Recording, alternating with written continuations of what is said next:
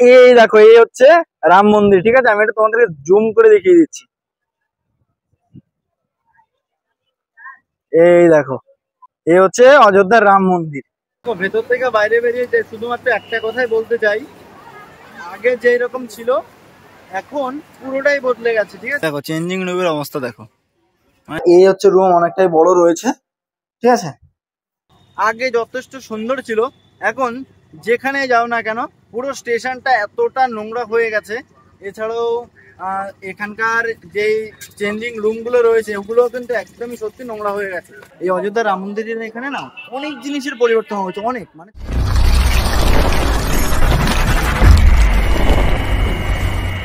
Hello বন্ধুরা, কেমন আছো? আশা করবো খুব ভালো আছো, সুস্থ আছো। নতুন একটা ভিডিওতে সকলকে ওয়েলকাম। হ্যাঁ, এই ওয়েলকামটা জানাচ্ছি কারণ আমরা যাচ্ছি অযোধ্যার রাম মন্দির দর্শন করতে। এর আগে আমরা অনেকবার গিয়েছিলাম। ভাবছি এই ভিডিওটাতে না একদম ডিটেলসে তোমাদেরকে দেখিয়ে দেবো যে কোথায় হোটেল নেবে, কারণ এবার আমি গিয়ে হোটেল নেব আর ওয়ান নাইট স্টে করব। কারণ আমি কিন্তু কলকাতা থেকে ট্রেন ধরছি না। হ্যাঁ, তোমাদেরকে এই জিনিসটা আগে ভালোভাবে জানিয়ে দিই। এই জার্নিতে আমার ট্রেন হলো প্রয়াগরাজ সঙ্গম থেকে। তবে থাম্বনেল তো দেখেছো তোমরা, এই আমাদের এই জার্নিটা কলকাতা থেকে করছি। তবে না, কলকাতা থেকে না, প্রয়াগরাজ সঙ্গম থেকে। এর আগে আমি অনেকবার জার্নি করেছি, যদি না দেখে থাকো অবশ্যই দেখে নিও, এক্ষেত্রে তোমাদের সুবিধা হবে। ওই কলকাতা থেকে জম্মু তাওয়াই এক্সপ্রেস, দুন এক্সপ্রেস দুটি ট্রেনে রয়েছে। তবে জম্মু তাওয়াই ধরাটাই বেস্ট, কারণ সকালবেলা পৌঁছে যাবে তো। আর আমি যেহেতু রাতে পৌঁছাবো, রুম নেব, রুম ভাড়া কত কি রয়েছে সমস্ত ডিটেলস আমি শেয়ার করব। তার আগে এখন ট্রেন ধরবো, চলো যাওয়া যাক। এই যে হেঁটে হেঁটে ফাইনালি এসে পৌঁছে গেছি C1। এই হচ্ছে আমার ট্রেন। এই যে এই হচ্ছে আমাদের এসি চেয়ার কার 16, 17। এই হচ্ছে আমার, ঠিক আছে, উইন্ডো। কিন্তু এই যে উইন্ডোর অবস্থা এই অবস্থা। এখন সময় 6:35। নির্ধারিত সময় থেকে মাত্র 5 মিনিট দেরি করে ফাইনালি আমরা বেরিয়ে পড়েছি প্রয়াগরাজ সঙ্গম থেকে। বিন্দাস ভিডিও একটু এডিট করি আর আমাদের সাথে কথা হবে একেবারে অযোধ্যায় পৌঁছে। ফাইনালি এসে পৌঁছে গেছি অযোধ্যা ধাম জংশন। এই হচ্ছে অযোধ্যা ধাম জংশন। আর রাত্রেবেলার আলোকসজ্জাটা কিছুটা এইরকম, আর ভিড়টাও কিছুটা এইরকম। ঠিক আছে, এদিকে এসি ওয়েটিং হল থেকে শুরু করে সমস্ত কিছুই রয়েছে এখানে। আর সময়ের কথা যদি বলি, এখন সময় 11:50। চলো দেখি কোনো হোটেল পাওয়া যায় কিনা। বাইরে বেরিয়ে যাচ্ছি গেট নাম্বার 3 দিয়ে। আর এই হচ্ছে অযোধ্যা ধাম জংশনের বাইরে। ঠিক আছে, আগে কিন্তু শুধু ছিল অযোধ্যা জংশন, তবে নতুন নাম অ্যাড করা হয়েছে অযোধ্যা ধাম জংশন। আমি যখন এসেছিলাম তখন কিন্তু এই সমস্ত জিনিসগুলো ছিল না। আর এখন দেখো যথেষ্ট ভালোই লাগছে কিন্তু এই স্টেশনটি। আগেও কিন্তু বেশ সুন্দরই ছিল দেখতে, তখন আরো নতুন ছিল, তখন আরো হয়তো মানে গ্লেজটা বেশি মারছিল, মানে জাঁকজমক বেশি ছিল। চলো এখন আমরা বাইরে বেরিয়ে এবার দেখি হোটেল কোথায় নেওয়া যায়। ঠিক আছে, এই যে একদম স্টেশন থেকে বাইরে বেরিয়ে ডান হাতে এই যে গেটটা দেখতে পাচ্ছ, এটাই কিন্তু রাম মন্দিরে যাওয়ার মূল গেট। চলো দেখি রুম কোথায় নেওয়া যায়। রাতের বেলা কিন্তু দেখো 12টা বাজে, তাও কিন্তু মোটামুটি বেশ ভালোই জমজমাট রয়েছে। এবার ট্রেন ঢোকার কারণে নাকি এমনিতে এই জমজমাটি সেটা বলতে পারছি না। তবে যাই হোক, জমজমাটি থাকুক বা না থাকুক, আমাদের এখন প্রধান গন্তব্য হলো রুম দেখা। দেখি কোথায় হোটেল পাওয়া যায়। আচ্ছা, তোমরা তো চাইলে হোটেলে থাকতে পারো, এছাড়াও কিন্তু স্টেশনে কিন্তু রিটায়ারিং রুম চালু হয়ে গেছে। এই যে রিটায়ারিং রুমের প্রাইসটা একটু দেখে নাও। ঠিক আছে, এখানে এসি 700, 800, 900, 1500 এই রেটটা রয়েছে। আরো অনেকগুলো রয়েছে, সবগুলো দেখে নাও। একদমই স্টেশনের বাইরে রয়েছে হোটেল। এই যে দেখো, এই যে হোটেল, সকালবেলা কিন্তু চেক আউট সমস্ত হোটেলের। আর এখানে তোমাদের প্রাইস পড়বে মোটামুটি 1300 থেকে 1500 টাকার মধ্যে। এছাড়াও চাইলে কিন্তু তোমরা স্টেশনের রিটায়ারিং রুমে থাকতে পারো। চলো যাই। আর 7 নম্বর গেট দিয়ে কিন্তু আমাদের প্রবেশ করতে হবে। রাম মন্দির উদ্বোধনের 1 বছর পেরিয়ে গেছে, তাই আবারও চলে আসলাম দেখতে যে এখন কেমন অবস্থায় রয়েছে এই রাম মন্দির। স্টেশনের অবস্থাটা একদমই খারাপই বলতে চলে। ওয়াশরুম একদম মানে যাচ্ছে তাই অবস্থা হয়ে গেছে। চলো রাম মন্দিরটা কতটা কি কেমন রয়েছে সেটা এবার দেখে নেবো আমরা। ছোট একটা ইনফরমেশন দিয়ে রাখি, প্রথমে যখন এখান থেকে বেরোবে প্রথমে তোমাদের গন্তব্য হবে সহজ নদীর ঘাট। বা রামকিপেড়ি, রামকিপেড়ির পরে হনুমানগড়ি, হনুমানগড়ির পরে কিন্তু মূল অযোধ্যার যে রাম মন্দির বা রাম জন্মভূমি সেই মন্দির। এভাবে কিন্তু এইগুলো ঘুরতে হয়। এছাড়াও কনক ভবন, দশরথ ভবন রয়েছে, সমস্ত জিনিসগুলো ঘুরে দেখাবো। চলো আগে এখান থেকে আমরা বেরিয়ে পড়ি। আর হোটেল তোমাদেরকে কালকে রাতেই বলেছিলাম, চাইলে এখানে বুক করতে পারো। ওই 1000 থেকে 2000 টাকার মধ্যে হোটেল রয়েছে। 24 ঘন্টার জন্য যদি থাকতে চাও তাহলে কিন্তু স্টেশনে রয়েছে retiring room, AC retiring room রয়েছে, ওখানে গিয়েও থাকতে পারো। কালকে রাতে যেই হোটেলটা তোমাদেরকে দেখিয়েছিলাম হনুমন্ত প্যালেস, এই যে, আর এই যে স্টেশন কিন্তু এই যে স্টেশন থেকে ঠিক সামনেই। এখানে কিন্তু অনেকগুলো হোটেল রয়েছে, এই গলিতে অনেক হোটেল তোমরা দেখতে পাবে। আবার সামনে গিয়ে বাম দিকে যে গলি রয়েছে এখানে অনেক হোটেল রয়েছে। যখন রামকিপেড়িতে বা সরোজনদীর ঘাটে যাবে এখানে কিন্তু অনেক টোটো রয়েছে। ওই মাথা পিছু 20 টাকা করে চাইছে, 15 টাকা করে রাজি হয়ে যাবে। ফাইনালি আমরা এসে পৌঁছে গেছি লতা মঙ্গেশকর চক বা রামকিপেড়ি যাই বলো। এই দেখো আগে এখানে কি সুন্দরভাবে ছবি তোলার জন্য একটা পোস্টার মতন ছিল, তবে অবস্থা খারাপ, সবকিছুর কিন্তু অবস্থা খারাপ। এই হচ্ছে লতা মঙ্গেশকর চক। আগে কিন্তু সত্যি কথা বলতে যথেষ্ট সুন্দর ছিল, তবে এখন জিনিসগুলো একদমই বদলে গেছে। ঠিক আছে, লতা মঙ্গেশকর চকের ডান পাশে রেখে এই যে বাম পাশে হলো রামকিপেড়ি। এখানে আর কি স্নান টান করতে হয়। যে সরোজনদীর ঘাট, ঠিক আছে, এই ঘাটটা তো দিনের বেলা এইরকম, তবে রাত্রিবেলা কিন্তু এর সৌন্দর্যটা সম্পূর্ণ একদমই অন্যরকমই হয়ে যায়। কারণ এখানে কিন্তু হয় লাইটিং শো। ঠিক আছে, ঠিক সন্ধ্যে মোটামুটি 6:30 থেকে 7টার মধ্যে আসবে, তবে কিন্তু তোমরা এখানকার লাইটিং শোটা দেখতে পাবে। আর সবাই এখানে স্নান করে, কোমর পর্যন্ত বা হাঁটু পর্যন্ত জল রয়েছে এখানে। চাইলে কিন্তু তোমরা সরোজনদীর ঘাট বা যে নয়া ঘাট যেটা আর কি, ঠিক আছে, সেখানে গিয়েও স্নান করতে পারো। এই যে দেখো সবাই স্নান করছে এখানে। এখন সামনে আমরা এগিয়ে যাচ্ছি, এরপর স্নান করব। দেখো চেঞ্জিং রুমের অবস্থা দেখো, মানে সমস্ত জিনিস একদমই খারাপ করে ফেলেছে, ভেঙে চুরে কি সমস্ত একদমই অবস্থা খারাপ। সত্যি কথা বলতে পুরোটাই বদলে গেছে। ঠিক আছে, পুরোটাই বদলে গেছে। যেমনি মন্দিরের চত্বরটা দেখলাম, তেমনি স্টেশন। এখন এই রামকিপেড়িতে এসেও কিন্তু এখানে যে সমস্ত চেঞ্জিং রুমগুলো রয়েছে মহিলাদের জন্য, এগুলো কিন্তু সমস্ত ভেঙেই রয়েছে। রামকিপেড়ি থেকে স্নান সম্পূর্ণ করলাম, এবার এগিয়ে যাচ্ছি। প্রথম আমাদের গন্তব্য হবে হনুমানগড়ি। চলো যাওয়া যাক। আর এখানকার যেই অবস্থাটা বললাম তোমাদেরকে, সত্যি কথা বলতে আগে যথেষ্ট সুন্দর ছিল। এখন যেখানে যাও না কেন পুরো স্টেশনটা এতটা নোংরা হয়ে গেছে। এছাড়াও এখানকার যেই চেঞ্জিং রুমগুলো রয়েছে ওগুলো কিন্তু একদমই সত্যি নোংরা হয়ে গেছে। মানে পুরো সব দিক দিয়ে বলতে গেলে সত্যি খুব খারাপ হয়ে গেছে। আর এমনি কিন্তু জায়গাটা যথেষ্ট পরিষ্কার পরিচ্ছন্ন রাখার চেষ্টা করে। মন্দিরে যাওয়ার আগে একটু খাওয়া দাওয়া করিনি, কারণ সময় হয়ে গেছে 10টা। ঠিক আছে, তাই ভাবলাম আগে একটু খাওয়া দাওয়া করি। দুটো পুরি রয়েছে আর তরকারি রয়েছে, এটা হলো 30 টাকা। অবশেষে এসে পৌঁছে গেছি আমরা শ্রী হনুমানগড়ির সামনে। আরও যে দূরে দেখতে পাচ্ছি।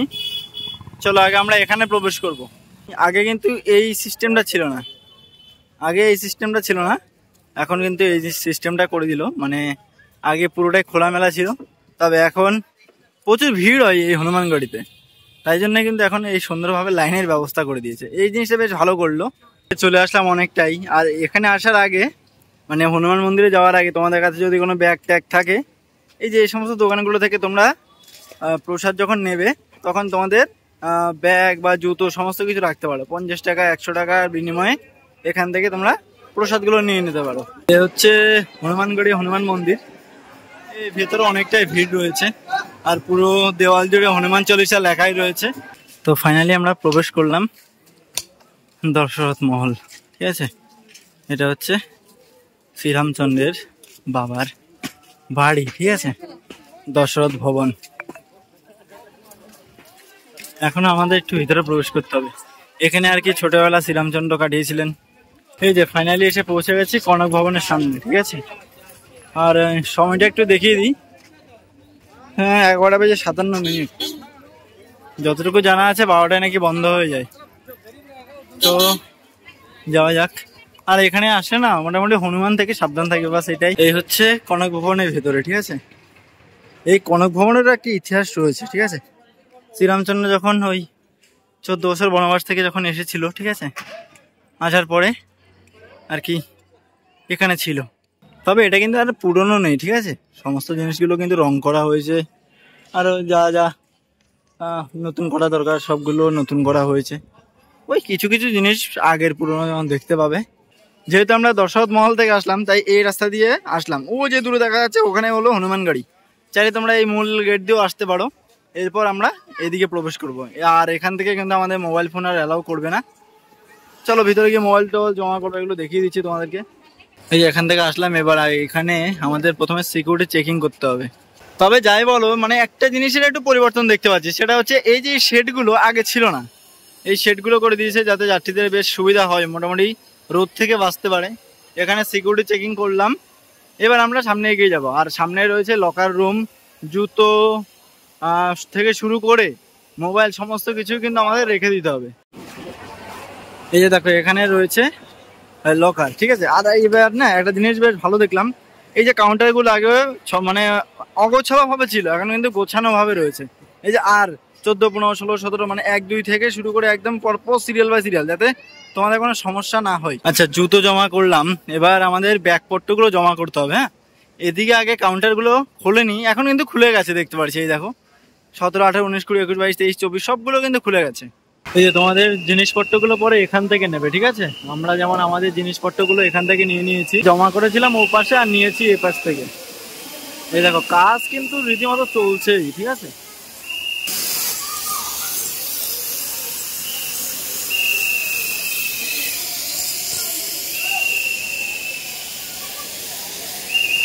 ব্যাগ তো আমরা নিয়ে নিয়েছি, এবার কথা হলো জুতো নিতে হবে। আর ব্যাগের টোকনটা তোমাদেরকে দেখাতে পারিনি কারণ মোবাইল জমা ছিল। এই হচ্ছে জুতোর টোকেন, ঠিক আছে। এই যে এখানে নাম্বার লেখা রয়েছে 16 নাম্বার আর 16। এবার আমাদেরকে আর 16 খুঁজতে হবে, ওই যে দূরে কিন্তু লেখা রয়েছে আর 16। এবার আমাদেরকে এই টোকনটা নিয়ে যেতে হবে আর 16-র কাছে। আর এই যে মন্দিরের চত্বরটা, তো ভেতর থেকে বাইরে বেরিয়ে শুধুমাত্র একটা কথাই বলতে চাই, আগে যেই রকম ছিল এখন পুরোটাই বদলে গেছে, ঠিক আছে। মানে আগে যতটা সুন্দর ছিল বা যেরকম ছিল, এখন কিন্তু পুরোটাই বদলে গেছে। কারণ আগে যাওয়ার যে রাস্তাগুলো ছিল ওগুলো একদমই অন্যরকম ছিল, প্লাস অনেক কষ্ট হতো। তবে এখন বর্তমানে সমস্ত জিনিসগুলোই পুরো বদলে গেছে। সত্যি আসো, যথেষ্ট ভালো লাগবে। এই যে এটা হলো রাম মন্দিরে যাওয়ার মূল গেট, ঠিক আছে। এই গেট দিয়ে আমরা এখানে যাব, এখানে লাগেজ চেকিং করতে হয়। আর মন্দির হলো এইদিকে। আর এই যে হোটেলটা দেখাবো না, হোটেলটা ওই যে এই দেখো, the temple view and restaurant. এই হচ্ছে হোটেল, হোটেলের ভেতরে আমরা প্রবেশ করছি। এই হচ্ছে এখানকার হোটেল। আর যেহেতু ওখানে লেখাই ছিল হোটেল অ্যান্ড রেস্টুরেন্ট, তো এখানে হচ্ছে রেস্টুরেন্ট এনাদের। যথেষ্ট কিন্তু পরিষ্কার পরিচ্ছন্ন এবং সুন্দর কিন্তু যথেষ্ট। अभी हम लोग एसी रूम का 2000। 2000 कितना लोग रह सकते हैं एक रूम में? सर 2 लोग। 2 लोग? या 3 लोग नहीं? ऐसे अगर कभी रहता है कोई दिक्कत है तो एडजस्टमेंट हो सकता है। जी जी। और नॉन एसी रूम का किराया कितना? सर अभी 1200 रुपए नॉन एसी का। जी। আচ্ছা, এই হচ্ছে 104 নম্বর রুম। আমরা 104 নম্বর রুমটা দেখবো। এই দেখো, ওয়াও, দুর্দান্ত কিন্তু। দেখো পুরো আলোকসজ্জাটা কিন্তু যথেষ্ট ভালো। হ্যাঁ, আর এই হচ্ছে রুম, অনেকটাই বড় রয়েছে, ঠিক আছে। সত্যি আমার রুমটা কিন্তু বেশ ভালোই লাগলো। এখানে ওই তোমরা দুজন কিন্তু খুব সুন্দরভাবে থাকতে পারো, 3 জনও থাকতে পারো। আর এদিকে আয়না রয়েছে, ওয়ার্ডরোব রয়েছে। আর এটা কিন্তু এসি রুম। হ্যাঁ, এটা এসি রুমে না, নন এসি রুম বিয়ে। আচ্ছা, এটা কিন্তু তোমরা চাইলে এসি তো নিতে পারো এবং নন এসি তো নিতে পারো। আর এই দিকে রয়েছে দুটি চেয়ার। আমরা এই দিকের আগে আমাদের যেটা দরকার খুবই, সেটা তো আগে দেখে নেবো, চলো। এই দেখো, হ্যাঁ, এটা হচ্ছে ওয়াশরুম। ওয়াশরুমটা কিন্তু যথেষ্ট বড় রয়েছে। হ্যাঁ, এটা হচ্ছে ব্যালকনি, ঠিক আছে। আর ব্যালকনি থেকে তোমরা কি দেখতে পাবে, এই যে মানে এই রাস্তা দিয়ে কিন্তু রাম মন্দিরে যাওয়ার আর কি মেন এন্ট্রি গেট। আর এই যে হনুমান মন্দির। হ্যাঁ, ये क्या है, ये वाला राजद्वार। राजद्वार है। अच्छा, এটা হচ্ছে রাজদুয়ার। আর এটা হনুমানগড়ি। আর ये सुग्रीव किला, ये सुग्रीव किला है। ये वाला है ना, वो रेलवे स्टेशन अयोध्या। আর ওই যে অযোধ্যা ধাম রেল স্টেশন, ওখানে মোটামুটি একদম সবকিছুই ঠিকঠাক রয়েছে। সবথেকে আমার এটা বেশি ভালো লাগলো, এই হচ্ছে মূল মন্দিরের প্রবেশ পথ এবং এর পাশেই কিন্তু হলো এই হোটেল। দেখো এই যে দেখেছো, এখানে কিন্তু মূল মন্দির। এই দেখো, মানে এখানকার ছাদ থেকে আমরা মূল মন্দির দেখতে পাচ্ছি। হচ্ছে রাম মন্দির, ঠিক আছে। আমি এটা তোমাদেরকে জুম করে দেখিয়ে দিচ্ছি। এই দেখো, দেখেছো, এই হচ্ছে অযোধ্যার রাম মন্দির। আলো অতটা পাচ্ছি না কারণ জায়গাটাও একটু মেঘাচ্ছন্ন রয়েছে। যাই হোক, এই দেখো, এই হচ্ছে অযোধ্যার রাম মন্দির। এবার আরো জিনিসগুলো দেখিয়ে দিচ্ছি। সেটা হচ্ছে এই যে দূরে দেখতে পাচ্ছ, ঠিক আছে, এটা হচ্ছে কনক ভবন। আর क्या क्या है यहाँ से, এই দেখো, তোমাদেরকে তো আগে দেখিয়েছিলাম, এখানে হনুমানগড়ি রয়েছে, আর রাজদুয়ার এটা, আর সুগ্রীব কিলা রয়েছে, ওদিকে স্টেশন রয়েছে, আর রাম মন্দির, এই যে রাম মন্দিরে যাওয়ার মেন যে প্রবেশ পথ, এটাই হলো সেটা। হ্যাঁ, আর यहाँ पर जो निःशुल्क खाना का अमावा राम मंदिर। ये अमावा राम मंदिर है ना। आगे जाएंगे तो रंग महल, लक्ष्मी मंदिर, नवकुश महल सारे इधर ही पड़ेंगे। यहाँ पर ही है। हाँ, दशरथ महल भी यही पड़ेगा आगे। দশরথ মহলও কিন্তু এখানে রয়েছে, ঠিক আছে। কনক ভবন এবং দশরথ মহল পাশাপাশি রয়েছে। বেশ ভালো লাগলো, তবে মানে জায়গাটা কিন্তু যথেষ্ট, মানে আগে যেরকম ছিল না, পুরোটা এখন চেঞ্জ হয়ে গেছে। এই জিনিসটা আমার কিন্তু বেশি ভালো লেগেছে। বাইরে যখন স্টেশনে গিয়েছিলাম, স্টেশনের অবস্থা তো একদম যাচ্ছে যাচ্ছিল। আবার যখন আমরা রামকি পেড়িতে গিয়েছিলাম, ওই জায়গাটা অবস্থাটাও কিন্তু একদমই খারাপ ছিল। তবে এখানে এসে মানে পুরোটাই একটা অন্যরকম হয়ে গেছে। জায়গাটা সত্যি উন্নত হচ্ছে, আরো আরো অবশ্যই হবে, অনেক হবে, অনেক। সবাই আসো, এটাই বলবো। আর রাম মন্দিরের এখানের একটি হোটেলে ভিডিও নিয়ে আমি তোমাদেরকে শেয়ার করেছি। তো আমাদের এই অযোধ্যা ভ্রমণের ভিডিও আমরা এখানে শেষ করলাম। কেমন লাগলো তোমাদের এই ভিডিওটি, সেটা অবশ্যই আমাকে কমেন্টস করে জানিয়ে দিতে ভুলবে না। আর দেখা হবে নতুন ভিডিওতে। ভালো থাকবে, সুস্থ থাকবে, নিজের খেয়াল রাখবে। জয় হিন্দ।